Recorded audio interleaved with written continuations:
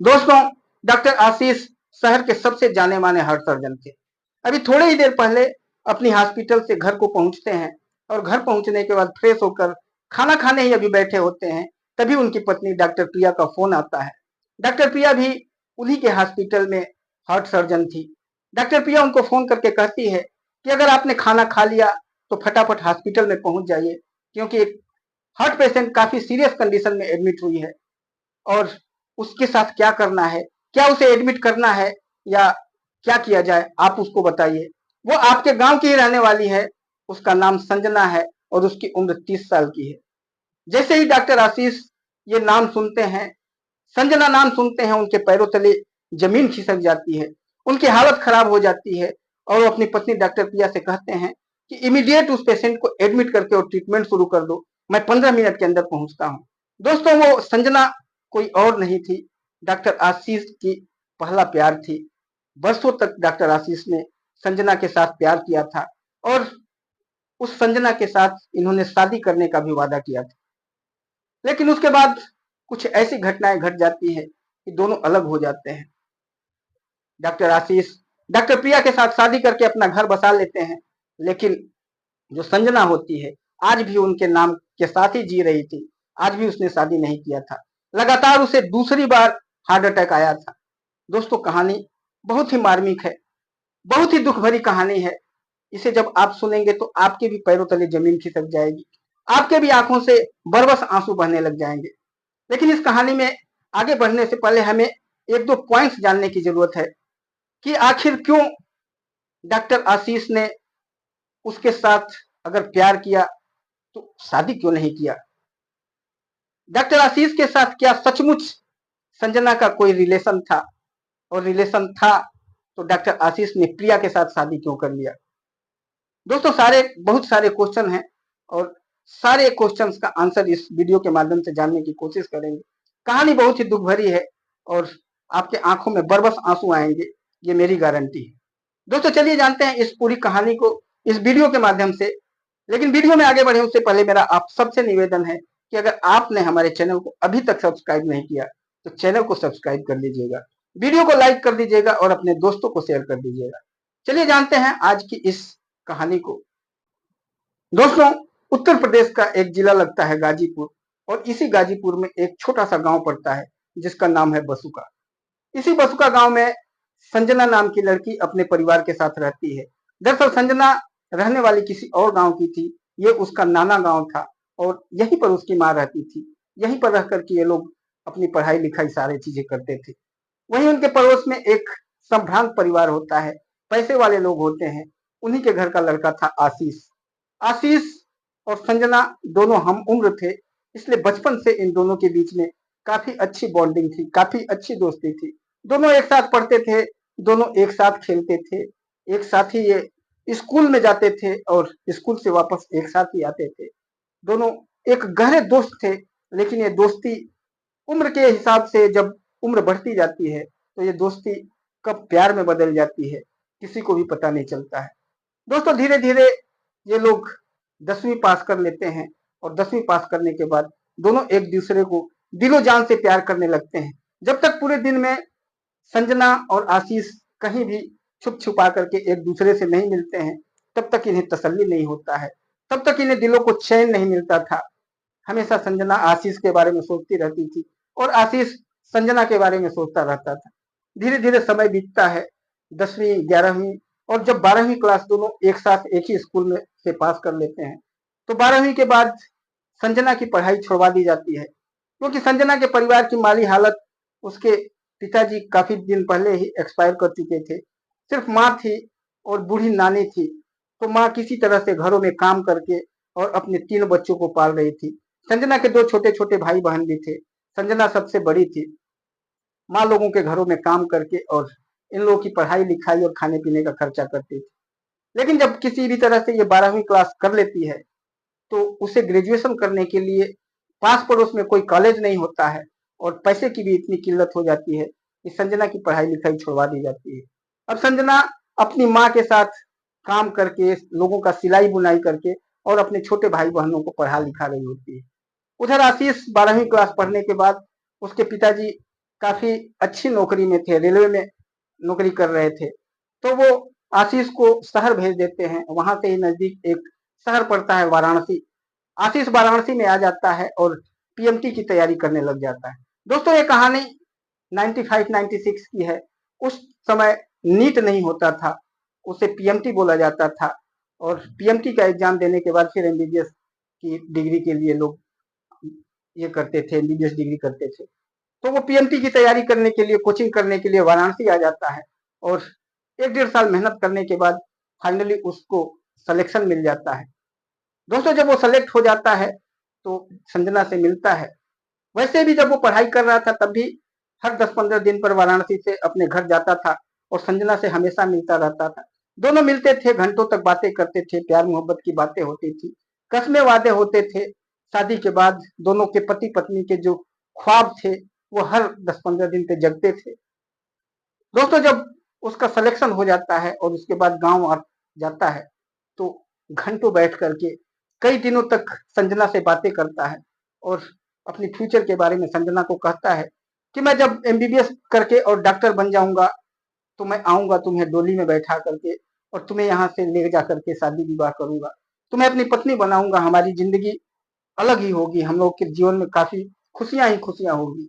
और जब संजना आशीष की ये सारी बातें सुनती है तो अंदर ही अंदर काफी खुश होती है और अपने फ्यूचर के बारे में, अपने भविष्य के बारे में सोचने लग जाती है कि इस गरीबी से निकल कर मैं भी किसी समय एक डॉक्टर की बीवी बनूंगी। दोस्तों काफी चीजें ये लोग सोचते हैं और संजना तो बिल्कुल हमेशा आशीष के ख्वाबों में खोई रहती है। संजना उसे कहती है ठीक है आप जाइए, बिल्कुल किसी भी तरह का चिंता मत करिए, आप अपनी पढ़ाई लिखाई करके और डॉक्टर बन करके और वापस आइएगा, आने के बाद मुझे विदा करा करके ले जाइएगा। आशीष कुछ दिनों के बाद चला जाता है और उसे जो कॉलेज मिला होता है वो दिल्ली में एक गवर्नमेंट कॉलेज मिला होता है, वहां पर जाकर के वो एमबीबीएस करने लग जाता है। दोस्तों जब जिस कॉलेज से वो एमबीबीएस कर रहा होता है वहीं पर एक लड़की भी उसी कॉलेज से एमबीबीएस कर रही थी जिसका नाम होता है प्रिया। प्रिया के साथ धीरे धीरे एक साथ पढ़ते पढ़ते प्रिया और आशीष के बीच में प्यार पनपने लग जाता है क्योंकि प्रिया भी काफी खूबसूरत थी और आशीष भी गांव का एक लंबा चौड़ा तगड़ा नौजवान था। प्रिया के जो पिताजी थे वो भी डॉक्टर थे और उनका एक बहुत बड़ा हॉस्पिटल था गाजीपुर जिले में ही, सबसे टॉप मोस्ट जो हॉस्पिटल था वो गाजीपुर जिले में उन्हीं का था। वो भी गाजीपुर की ही रहने वाली थी और जब दोनों एक ही जिले के दिल्ली में मिलते हैं तो दोनों के बीच में काफी गहरी दोस्ती हो जाती है और ये दोस्ती धीरे धीरे प्यार में तब्दील हो जाती है। दोस्तों कुछ भी कहा जा सकता है, हो सकता है कि आशीष के दिलो दिमाग पर कुछ लालच समा गया होगा क्योंकि जो संजना थी एक गरीब परिवार की बेटी थी, 12वीं तक पढ़ी थी, आगे पढ़ नहीं पाई थी। और ये जो प्रिया थी एक अमीर बाप की बेटी थी, पैसे वालों की बेटी थी, उसके हॉस्पिटल थे। यहाँ से एमबीबीएस करने के बाद आशीष को कहीं धक्के खाने की जरूरत नहीं थी, बने बनाए हॉस्पिटल उसके हैंडओवर हो सकता था क्योंकि जो प्रिया थी अपने पिता की एकलौती संतान थी। और ये सब चीजें आशीष के दिलो दिमाग में बैठ गया। प्रिया और आशीष दोनों प्यार करने लग जाते हैं और जब ये एमबीबीएस कंप्लीट करते हैं तो दोनों आप शादी कर लेते हैं। प्रिया और आशीष की शादी हो जाती है लेकिन संजना को इन सब चीजों के बारे में कुछ भी पता नहीं होता है। अब तो आशीष गांव जाना भी छोड़ दिया था जब से वो एमबीबीएस करने लग गया था और जब से प्रिया के प्यार में फंसा था तब से वो संजना के बारे में न संजना की सुध लेता था न गांव आता था। हाँ अगल बगल वालों से जरूर पता कर लेता था कि संजना का क्या हाल है, उसके परिवार का क्या हाल है। दोस्तों समय ऐसे ही बीतता रहता है, संजना उसका इंतजार करती रहती है क्योंकि वो जो वादे करके गया था 7 जन्मों तक साथ निभाने का, उसे अपनी पत्नी बनाकर रहने रखने का, वो जो वादे थे उसके हमेशा संजना के दिलो दिमाग में घूम रहे थे। और संजना ने भी बहुत सारे वादे उससे किए थे और वो नहीं चाहती थी कि वो वादा खिलाफी करे, लेकिन आशीष तो अब संजना के साथ वादा खिलाफी कर ही रहा था। एमबीबीएस कंप्लीट करने के बाद वो डॉक्टर बन जाता है तब भी गांव नहीं आता है। जब ऐसे ही समय कई साल बीत जाते हैं, 4-5 साल बीत जाते हैं तो फिर अगल बगल के लोगों के द्वारा पता चलता है कि आशीष ने तो किसी डॉक्टर के साथ शादी कर लिया है और जो गाजीपुर का सबसे बड़ा हॉस्पिटल है वो आशीष का ही हॉस्पिटल है, उसके ससुर का था और ससुर ने अपने दामाद और बेटी को दे दिया है। अब वही लोग उस हॉस्पिटल को देख रहे हैं। जब ये चीजें संजना को पता चलता है तो संजना बैठ करके काफी रोती है, क्योंकि काफी सारे सपने उन्होंने सजोए हुआ था, काफी सारे ख्वाब देखा था उसने आज तक। वो बैठ करके कई दिनों तक रोती रहती है, खाना पीना तक छोड़ देती है, किसी से बातें नहीं करती है। उसकी माँ उसे समझाती है कि बेटी जाने दे, हम गरीबों के साथ अक्सर ऐसा ही होता है, हम लोगों के लिए प्यार मोहब्बत बना नहीं है। ये जो लोग हैं ऐसे लोग, ये सिर्फ हम लोगों की जिंदगी के साथ, गरीबों की जिंदगी के साथ ये लोग सिर्फ खेलते हैं, समय आने के बाद सब छोड़ देता है, जाने दे तेरे साथ जो भी हो गया। लेकिन संजना तो अपना दिल आशीष को दे चुकी थी, और आशीष की जो सूरत थी अपने दिल में बसा रखी थी। वो कहती थी कि माँ अब मेरे दिल में कोई दूसरा नहीं आएगा, मैं जब तक जीऊंगी सिर्फ आशीष के नाम के साथ, आशीष के ख्वाब के साथ और उसकी याद के साथ ही जीऊंगी। बाकी मैं अब न शादी करूंगी न मैं किसी से कुछ रखूंगी। दोस्तों, काफी जब वो परेशान हो जाती है तो एक दिन उस हॉस्पिटल में पहुंच जाती है, जिले के उस हॉस्पिटल में पहुंच जाती है जहां का हेड होता है आशीष। आशीष के पास पहुंचती है और रोते हुए जैसे ही आशीष के पास पहुंचती है, आशीष संजना को देखता है तो पागल हो जाता है, बेचैन हो जाता है, उठ जाता है और संजना को एक साइड में लेकर के आता है, कहता है कि संजना तुम यहाँ क्यों आ गई, मुझसे गलती हो गई है, माफ कर दो मुझे,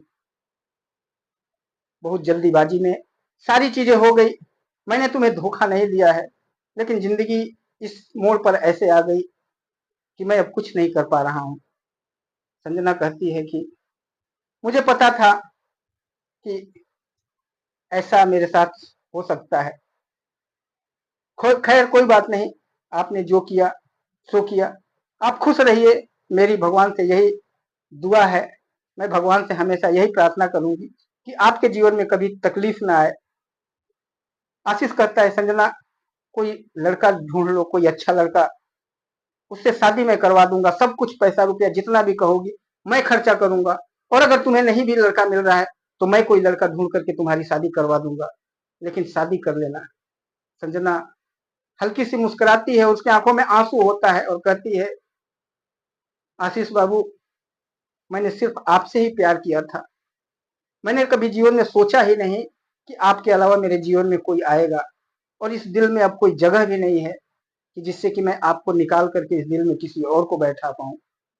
ये तो मरते दम तक, जब तक मैं मरूंगी तब तक इस दिल में आपका ही चेहरा होगा, आप ही होंगे, कोई और नहीं आ सकता है। आशीष कहता है संजना ऐसा मत करो, बहुत पहाड़ जैसी बड़ी जिंदगी है, कैसे अकेले जियोगी, शादी कर लो। लेकिन संजना फिर पीछे मुड़ जाती है और आशीष को बाय करके कहती है कि ऐसा नहीं हो सकता है, अब इस जीवन में अब ऐसा नहीं हो सकता कि मैं तुम्हें अपने दिल से निकाल दूं, तुमने दिल से निकाल दिया, वो तुम्हारी मर्जी थी, तुम खुश रहो और अपनी लाइफ को एंजॉय करो, लेकिन मुझे अब मेरे हाल पर छोड़ दो, मैं जैसे हूं ऐसे ही रहूंगी, और जीवन भर तुम्हारे नाम के साथ और तुम्हारे याद के साथ और तुम्हारे किए गए उस प्यार के साथ अपनी पूरी जिंदगी गुजार दूंगी। वो पीछे मुड़ करके और चली जाती है, भागते हुए उस हॉस्पिटल से निकल जाती है, और थोड़े ही देर में आशीष के आंखों से ओझल हो जाती है। आशीष उसके पीछे पीछे भाग करके जाता है, लेकिन थोड़े ही देर में वो पता नहीं कहाँ खो जाती है कि वो दिखाई ही नहीं देती, और फिर काफी देर तक परेशान होने के बाद आशीष अपने अस्पताल में वापस चला आता है।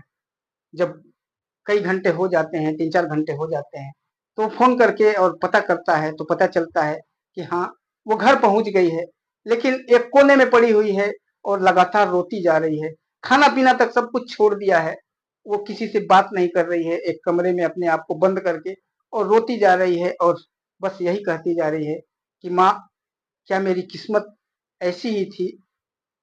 दोस्तों, जब ये आशीष सुनता है तो आशीष भी घर जाने के बाद फूट फूट करके रोता है, काफी तंग होता है, काफी परेशान होता है, और कहता है कि मैंने कितना बड़ा पाप कर दिया, मैंने जाने अनजाने में कितनी बड़ी भूल कर दिया, एक ऐसे प्रेम करने वाली लड़की जो अपने मन मंदिर में मुझे बसा करके रखी थी, उसके साथ मैंने बहुत बड़ा छल किया, इस पाप का तो सजा मुझे मिलना ही चाहिए। और काफी तंग होकर के, काफी परेशान होकर के अपना दिन किसी तरह से काटने लग जाता है। हर दिन जब वो सोता है तो उसी के बारे में सोचता है कि मैंने देखो उस एक पागल सी लड़की के लिए एक कितना बड़ा मैंने गलत काम कर दिया, कितना बड़ा पाप मैंने किया है। और उधर जो संजना थी वो भी हमेशा परेशान रहती थी, हमेशा दुखी रहती थी। लेकिन अब धीरे धीरे अब अपने घर परिवार में अपना दिमाग लगाने लग जाती है। अब वो अपनी माँ से कह देती है कि मैं अपने जीवन में शादी कभी भी नहीं करूंगी, और लोगों के घरों में काम करके अपने छोटे भाई बहनों को पढ़ाने लग जाती है। कुछ ही दिनों के बाद उसे एक हार्ट अटैक आता है, और जब किसी तरह से उसका ट्रीटमेंट कराया जाता है तो ठीक हो जाती है। और उसका थोड़ा ही समय बीता होता है कि फिर दोबारा हार्ट अटैक आता है। और जब दोबारा हार्ट अटैक आता है तो उसकी माँ काफी परेशान हो जाती है, क्योंकि उसके माँ के पास पैसे भी नहीं थे कि वो किसी अच्छे हॉस्पिटल में ले जाकर के उसका ट्रीटमेंट करवाए। तो उसके दिमाग में आता है कि आशीष के हॉस्पिटल में लेकर चला जाए, और फिर उसे लेकर के वो आशीष के अस्पताल में उसको लेकर के आ जाती है।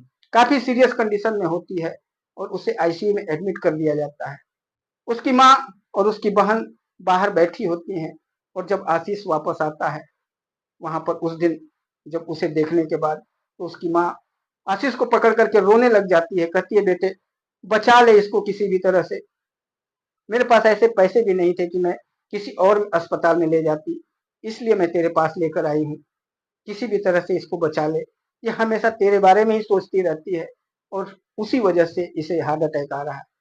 आशीष भी उसकी माँ को पकड़ कर काफी देर तक रोता है और कहता है, माँ मुझसे भूल तो हो गई है, मुझसे गलती तो हो गई है, अब बस ऊपर वाले की दया है, और अगर भगवान चाहेंगे तो जरूर बच जाएगी। ट्रीटमेंट चलने लगता है उसका। 2 दिनों के बाद उसको होश आता है। होश आता है तो आशीष उसके सामने होता है, और अपने इशारे से उसे आशीष को अपने पास बुलाती है और कहती है कि ये जो ऑक्सीजन मास्क है ये निकाल दो। आशीष कहता है, नहीं, ऑक्सीजन मास्क नहीं निकालना, ट्रीटमेंट चलने दो, तुम्हारी हालत बहुत खराब है। तो वो कहती है कि मेरी तो हालत खराब ही है, आप कैसे हैं, आप अपने बारे में बताइए। आशीष कहता है, मैं ठीक हूँ, लेकिन ये समय मेरे बारे में पूछने की नहीं है, मुझे ट्रीटमेंट करने दो। तुम्हारा तुम्हारा अभी ऑपरेशन करना है मुझे, मैंने बाहर से दूसरे जगहों से डॉक्टर को बुलाया है और तुम्हारा ऑपरेशन करने के लिए, तुम्हारी जिंदगी बचाना है, मेरा उद्देश्य ये है। तो संजना कहती है कि अब कोई फायदा नहीं है, अब मैं अपनी जिंदगी से काफी दुखी हो चुकी हूँ, मैं इसे ढोते ढोते परेशान हो चुकी हूँ। आपने तो रिश्ते नाते दूर अलग कर लिए, सारे ख्वाब, सारे सपने जो हमने अपने दिलो दिमाग में बैठाया था वो सारे आपने चकनाचूर कर दिए। लेकिन सच मानिए, मैंने आज तक आपके बारे में कभी गलत नहीं सोचा। मैं हमेशा भगवान से यही प्रार्थना करता हूँ कि आप जहां भी रहें वहां पर खुश रहें, क्योंकि आपके लिए तो सही है, और भगवान ने जो किया आपके लिए अच्छा ही किया। आपको एक पढ़ी लिखी और डॉक्टरनी पत्नी ही चाहिए थी। हम जैसे अभागे और कम पढ़े लिखे लोगों की अगर आप पत्नी बना भी लेते तो आपकी जिंदगी अच्छे से नहीं कट पाती। आपने अच्छा किया, मुझे कोई तकलीफ नहीं है, कोई दुख नहीं है। आप अपनी जिंदगी में हमेशा खुश रहिए। लेकिन जो मेरे दिलो दिमाग में है, मैं तो आपको अपना हमेशा भगवान मानी हूँ। अपने दिलो दिमाग में, अपने मन मस्तिष्क में आपको ही बैठा के मैंने रखा है, तो इसलिए ये तो निकल ही नहीं सकता। ये तो मरने के बाद ही निकलेगा, तो अच्छा है कि मौत जल्दी आ जाए। इसलिए आप मेरा ऑपरेशन वगैरह के बारे में बिल्कुल मत सोचिए, क्योंकि मैं अब ज्यादा बचने वाली नहीं। दोस्तों, जब इतनी बातें वो कहती है तो आशीष वहीं पर उसके पास बैठ जाता है और फूट फूट करके रोने लगता है। बोलता है, संजना मुझे माफ कर दो यार, मैं सब कुछ ठीक कर दूंगा, मैं फिर से तुम्हें अपना लूंगा। लेकिन संजना कहती है, अगर आप मुझे अपना लेंगे तो मेरी वो जो बहन है, जो प्रिया है, उसके साथ तो बड़ा छल हो जाएगा। मैं नहीं चाहती हूँ कि किसी भी स्त्री के साथ, किसी भी बेटी के साथ कोई छल हो। इसलिए अगर प्रिया आपके साथ है, आपकी पत्नी है, तो आपका फर्ज बनता है प्रिया को संभालना, प्रिया के साथ रहना। हमारी तो शादी भी नहीं हुई थी। दोस्तों, ये सब चीजें जब आशीष सुनता है तो सोचने लग जाता है कि कितनी महान है ये ऐसी स्त्री, और मैंने कितना बड़ा इसके साथ अन्याय किया, कितना बड़ा पाप किया। लेकिन तभी दोस्तों कुछ ऐसा होने लग जाता है कि उसकी सांसें तेज तेज चलने लग जाती है। आशीष परेशान होने लग जाता है, कभी मॉनिटरिंग मशीन को देखता है, कभी उसके ऑक्सीजन की सप्लाई को चेक करता है कि क्या हुआ, क्यों इसकी सांसें तेज चलने लग जाती है। लेकिन जैसे ही आशीष ने उसके हाथ को अपने हाथ में लिया, वैसे उसकी जो स्पीड थी सांसों की, वो धीरे धीरे धीरे धीरे कम होने लग गई और थोड़े ही देर में वो नॉर्मल कंडीशन में आ गई। अभी आशीष के हाथों का स्पर्श था या क्या था, कुछ भी नहीं कहा जा सकता, लेकिन सचमुच वो अंदर से दिलो जान से आशीष को प्यार करती थी और आशीष के लिए जीती मरती थी। थोड़ी देर में काफी उसके अंदर सुधार होता है। फिर आशीष ने दूसरे जगह से, दूसरे कंट्री से बड़े बड़े जो स्पेशलिस्ट थे उनका अपॉइंटमेंट लेकर के उनको भी बुलवाया था। फ्लाइट से लोग आ जाते हैं और इसका ऑपरेशन की तैयारी नेक्स्ट डे का किया जाता है। लेकिन उसी दिन फिर रात में कुछ ऐसी घटनाएं घट जाती हैं, उसकी सांसें तेज चलने लग जाती हैं। आशीष काफी परेशान होता है। सारे डॉक्टर्स वहां पर इकट्ठे हो जाते हैं, लेकिन सारे अपनी पूरी कोशिश लगा जाते हैं, लेकिन उसको बचाया नहीं जा सकता। मरते समय जब उसकी सांसें निकल रही थी तो वो आशीष को अपने पास बुलाती है, उसके हाथों को अपने हाथों में लेती है, कहती है यारा, बहुत इंतजार करवाया लेकिन नहीं आए। अब जा रही हूं मैं, अपनी पत्नी प्रिया के साथ हमेशा खुश रहना, कभी भी अपने दिलो दिमाग में किसी भी तरह का टेंशन नहीं लेना, परेशान मत होना। आशीष इधर उधर भाग रहा था, लेकिन तभी वो अपना हाथ ऊपर उठाती है और इस तरह से बाय करती है, टाटा करती है, जैसे बचपन में वो स्कूल से जब वो दोनों आते थे और उसके बाद जब वो टाटा करती थी, जब वो दोनों एक दूसरे से विदा होते थे और अपना हाथ उठा करके वो जो बाय करती थी, वैसा ही आज उसे महसूस हो रहा था कि वैसे ही बाय कर रही थी। उसके चेहरे पर एक हल्की सी मुस्कान थी जिसे आशीष काफी महसूस कर रहा था। ऐसे ही वो जब स्कूल से दोनों आते थे और जब अलग होते थे तो हल्की सी मुस्कान के साथ वो अपना हाथ उठा करके आशीष को बाय करती थी। आज सेम वैसे ही आशीष को बाय कर रही थी। दोस्तों, उसके प्राण पखेरु उड़ जाते हैं और वो खत्म हो जाती है। आशीष वहीं पर बैठ करके उसकी डेड बॉडी के ऊपर सिर पटक पटक करके और जोर जोर से रोने लगता है, चिल्लाने लगता है और कहता है कि मैं गलत हूँ, मैं पापी हूँ, मैंने तुम्हारे साथ बहुत गलत किया, मुझे कभी भी माफी नहीं मिलना चाहिए। सभी डॉक्टर्स और जो भी आसपास के लोग होते हैं सब उसे आकर के अलग करते हैं। उसकी डेड बॉडी को लेकर के जाया जाता है। दूसरे दिन उसका क्रियाकर्म किया जाता है। उस डेड बॉडी के साथ लास्ट तक आशीष चलता रहता है, बार बार अपने कंधे पर उसकी डेड बॉडी को उठाता है और लेकर के चला जाता है और शमशान घाट तक। दोस्तों, जब वो जिंदा थी तब तो उसके साथ आशीष नहीं चल पाया, लेकिन मौत के समय, उसके लास्ट समय तक, लास्ट पिंड तक, जब तक उसे दफनाया नहीं जाता है तब तक अपने कंधों पर उसे लेकर के धोता रहता है। वहां पर उसके दफनाने के बाद जब लोग वापस आ जाते हैं, लेकिन आशीष कई घंटे तक उसकी डेड बॉडी के साथ बैठ करके और उससे कुछ बातें करने की कोशिश करता था। उसके उससे माफी माफी मांगने की कोशिश करता, बार बार कहता है मुझे माफ कर दो, मुझसे बहुत भूल हो गई, मुझसे बहुत गलती हो गई। दोस्तों, लेकिन अब क्या किया जा सकता था, जो होनी थी वो हो गई। एक प्यार करने वाली पत्नी, एक प्यार करने वाली मासूका, एक प्यार करने वाली प्रेमिका अपनी इस जीवन लीला को खत्म करके और विलीन हो चुकी थी। दोस्तों, ये कहानी आपको कैसी लगी? कहानी जरूर हार्ट टचिंग है और एक रियल स्टोरी है, सच्ची कहानी है।